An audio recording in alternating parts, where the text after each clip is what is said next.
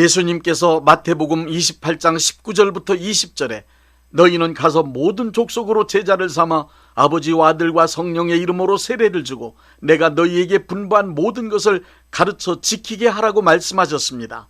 복음을 전하라는 예수님의 지상 명령입니다. 사도행전 1장 8절에 성령이 너희에게 임하시면 너희가 권능을 받고 땅끝까지 이르러 내 증인이 되리라고 하신 말씀대로 오순절날 성령님이 임하심을 경험한 사람들은 모두 복음을 전하는 예수님의 증인이 되었습니다. 오늘도 역시 성령님이 임하심을 경험한 사람은 누구나 복음을 전하는 예수님의 증인이 됩니다. 그래서 크리스천을 온 천하 만민의 구원을 위하여 예수님의 복음을 전하는 사명자라고 부르는 것입니다. 오늘은 성령님의 역사하심을 믿고 예수님의 복음을 증거하는 실제적인 방법 3가지를 말씀드리겠습니다. 첫째, 입을 열어 말로써 복음을 전파합니다. 우리 크리스천은 예수님이 이루어 놓으신 구원의 복음을 말로써 온 천하 만민에게 전해 주어야 합니다. 물론 말로써 복음을 전한다고 할 때 예수님의 복음을 전하는 문서나 영상, 그 밖의 여러 가지 방법을 포함하고 있음을 의미합니다. 말을 헬라어로는 포네라고 하는데 그 뜻은 물건을 실어 운반하는 수레라고 합니다. 우리의 입으로 하는 말은 정보를 실어 나르는 수레입니다. 내 입을 열어 말하면 그것은 단순히 소리로 끝나지 않고 말소리에 정보가 실려 운반됩니다. 우리가 알고 있는 예수님의 복음은 모든 사람을 구원할 수 있는 귀하고 위대한 정보입니다. 이 귀한 정보인 예수님의 복음도 우리 크리스천들의 말에 실려서 듣는 사람들에게 전달됩니다. 말로 복음을 전하는 방법은 3가지가 있습니다. 말로 복음을 전하는 첫째 방법은 프리칭, 즉 선포입니다. 선포한다는 말은 듣는 사람에게 이해나 동의를 구하면서 조용하게 하는 말이 아닙니다. 말하는 사람이 권위를 가지고 명확한 이론이나 절대적인 주장을 일방적으로 강력하게 선언하는 방법입니다. 예수님의 복음은 성령님께서 보증하시는 절대적인 진리이기 때문에 듣는 사람이 동의를 하든 아니면 반대를 하든 크리스천은 담대하고 강력하게 선포할 수 있습니다. 예수님의 복음을 선포하면 그 말씀은 히브리서 4장 12절의 말씀처럼 역사합니다. 하나님의 말씀은 살아있고 활력이 있어 좌우에 날선 어떤 검보다도 예리하여 혼과 영과 및 관절과 골수를 찔러 쪼개기까지 하며 또 마음의 생각과 뜻을 판단하나니. 베드로가 성령 충만하여 수많은 사람들 앞에서 예수님의 복음을 선포할 때의 기록인 사도행전 2장 37절을 보십시오. 그들이 이 말을 듣고 마음에 찔려 베드로와 다른 사도들에게 물어 이르되 형제들아 우리가 어찌할꼬 하며 가슴을 치며 회개하는 역사가 일어났습니다. 베드로의 복음 선포에 3,000명이 회개하고 구원받는 역사가 일어난 것입니다. 말로 복음을 전하는 2번째 방법은 티칭, 즉 가르치는 것입니다. 구원의 도리인 예수님의 복음을 잘 설명하여 이해할 수 있도록 가르쳐서 믿을 수 있게 하는 것 역시 복음 전파의 귀중한 방법입니다. 느헤미야 8장 8절부터 9절에 제사장 에스라가 한 일을 보십시오. 하나님의 율법책을 낭독하고 그 뜻을 해석하여 백성에게 그 낭독하는 것을 다 깨닫게 하니 백성이 율법의 말씀을 듣고 다 우는지라. 하나님의 말씀은 잘 가르쳐 이해시킬 때에도 성령님은 강력하게 역사하시기 때문에 구원의 역사가 일어납니다. 누가복음 24장 32절에서도 엠마오로 가던 2 제자들에게 예수님이 성경 말씀을 풀어서 가르치시니 제자들의 마음이 뜨거워졌습니다. 그리스도는 복음의 내용을 잘 가르치기 위해 자신이 먼저 체계적으로 공부하여 복음을 정확하게 알고 있어야 합니다. 복음을 잘 가르치는 크리스찬이 되기 위해 이사야 50장 4절의 말씀을 기억하십시오. 주 여호와께서 학자들의 혀를 내게 주사 나로 곤고한 자를 말로 어떻게 도와줄 줄을 알게 하시고 아침마다 깨우치시되 나의 귀를 깨우치사 학자들같이 알아듣게 하시도다. 말로 복음을 전하는 세 번째 방법은 간증입니다. 간증이란 내가 예수님을 만난 은혜, 그리고 내가 믿음 생활을 통해 경험한 복받은 일들을 가감없이 주변 사람들에게 말하여 주는 것입니다. 복음 선포와 가르치는 것 못지않게 간증을 듣고 믿음 얻어 구원받은 사람도 무척 많습니다. 내가 경험한 은혜를 간증할 때 듣는 사람에게도 동일한 성령의 역사가 일어납니다. 선포하고 가르치고 간증함으로 복음을 전할 때 말로 전한 내용이 살아계신 하나님의 말씀이란 증거가 항상 있었는데 그것은 힐링, 즉 치유로 나타나는 표적이었습니다. 마태복음 9장 35절을 보십시오. 예수님께서 모든 도시와 마을에 두루 다니사 그들의 해당에서 가르치시며 천국 복음을 전파하시며 모든 병과 모든 약한 것을 고치시니라.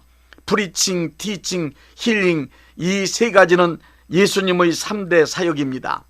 예수님은 천국 복음을 프리칭, 티칭, 힐링, 이 세 가지 사역을 통하여 전하셨습니다. 예수님께서 복음을 선포하시고 가르치실 때 많은 표적을 보여주셨는데 그 표적의 3분의 2가 병 고치는 사역이었을 정도로 힐링, 치유 사역은 상당히 중요한 일이었습니다.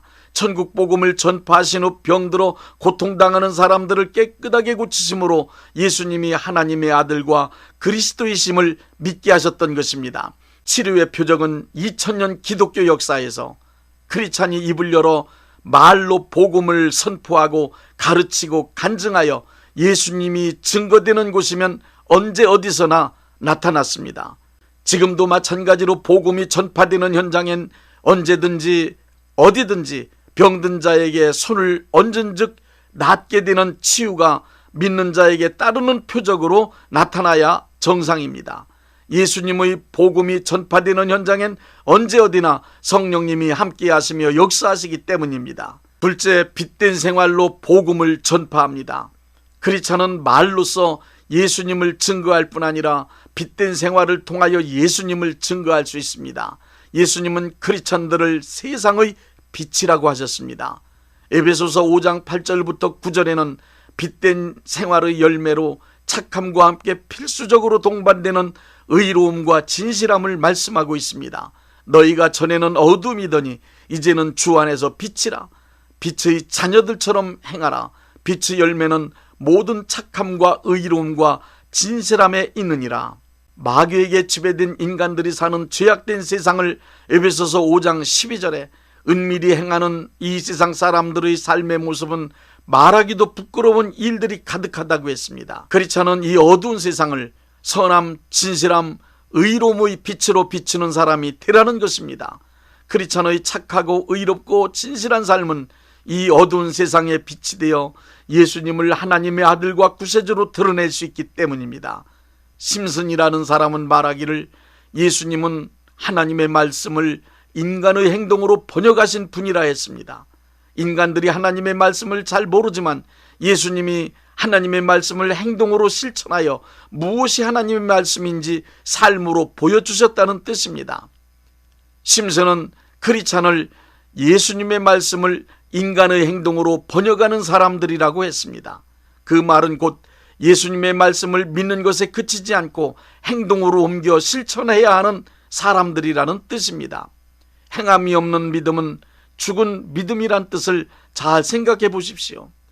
크리스천은 이 세상 사람들에게 예수님의 복음을 선한 행실의 빛, 의로운 행실의 빛, 진실한 행실의 빛으로 번역해서 보여줘야만 합니다. 크리스천으로서 자기를 지켜 세속에 물들지 아니할 뿐 아니라 어둠을 이기는 빛인 선하고 의롭고 진실하게 거룩한 삶을 살아간다면 그것을 지켜보던 사람들은 분명히 감동하여 말할 것입니다. 당신이 믿는 예수 나도 믿겠다. 내가 믿는 예수 나도 믿어야 되겠다. 내가 다니는 교회 나도 좀 데려가 달라고 할 것입니다. 그리고 그 빛된 사람을 따라 예수님 앞으로 나오게 될 것입니다. 분명히 크리스찬의 선함과 의로움과 진실함은 이 어두운 세상의 빛입니다. 그 빛을 보고 이 세상의 모든 사람들은 참빛인 예수님께 다가옵니다. 크리스찬의 빛된 생활은 어둠에 처한 사람들을 참빛이 되시는 예수님께 안내할 수 있는 가장 좋은 수단입니다. 예수님을 믿으면 어떤 사람으로 변하는지를 확실하게 보여줄 수 있는 방법입니다. 그리고 하나님의 자녀가 어떤 사람인지를 보여주는 방법입니다. 셋째, 사람들을 교회로 이끌어옵니다. 우리가 입을 열어 말로 복음을 전하는 이유가 무엇입니까? 듣는 사람을 예수님께 인도하여 하나님의 자녀 만들기 위함입니다. 우리가 착하고 의롭고 진실함으로 빛된 삶을 살아야 하는 이유가 무엇입니까? 자신의 행위를 자랑하거나 어둠의 세상 구조를 고치기 위함은 분명 아닙니다. 마귀가 지배하고 있는 이 세상은 우리 인간들의 선행이나 의로움, 진실함으로 감동을 주어 변화시킬 수 있는 구조가 아님을 우리는 잘 알고 있습니다. 그럼에도 우리가 빛된 생활을 해야 하는 이유는 어둠 속에 사는 사람들이 우리의 빛된 생활을 통하여 참빛 대신 예수님을 발견할 수 있도록 인도하기 위함입니다. 오직 참빛 대신 예수님만이 사람과 이 어두운 세상을 변화시킬 수 있기 때문입니다. 예수님께 인도한다는 말은 곧 교회로 이끌어온다는 뜻입니다. 교회가 곧 예수님의 몸이기 때문에 예수님께 인도한다는 말과 교회로 이끌어온다는 말은 같은 뜻입니다. 예수님의 몸된 교회는 예수님께서 하시던 사역을 계속하고 있습니다. 교회는 불신자를 구원하여 거듭나게 하고 성장 성숙시켜 예수님 닮은 사람으로 만들어가는 구원의 기관입니다. 세상 사람들에게 복음을 전파한 후 그들을 교회로 이끌어와야 복음 전도의 효과를 거둘 수 있습니다. 복음을 들은 사람을 크리스천으로 만들기 원한다면 반드시 교회로 이끌어내야만 합니다. 그러므로 하나님의 은혜인 복음을 말로써 전하고 착하고 의롭고 진실한 행동을 통하여 빛을 비추는 수고를 했으면 그 사람을 교회로 이끌어내는 열정적인 행동으로 마무리 지어야 합니다. 요한웨슬레는 늙어서 죽은 게 아니랍니다. 요한웨슬레는 너무 열심히 복음을 전하느라 다 닳아서 죽었답니다. 요한웨슬레는 너무 열심히 복음을 전하다가 다 닳아서 죽었다는 말이 맞습니다. 요한웨슬레는 온 천하 만민에게 복음을 전하라는 예수님의 명령을 받들어 세계는 나의 교구라는 구호를 외치며 믿음의 열정으로 죽는 순간까지 예수님의 복음을 전했습니다. 예수님의 복음을 전하는 일은 크리스찬이라고 하면 누구를 막론하고 감당해야만 하는 사명입니다. 크리스찬은 때를 얻든지 못 얻든지 항상 복음 전파하는 일에 힘쓰라는 디모데후서 4장 2절의 말씀을 실행해 나가야 합니다.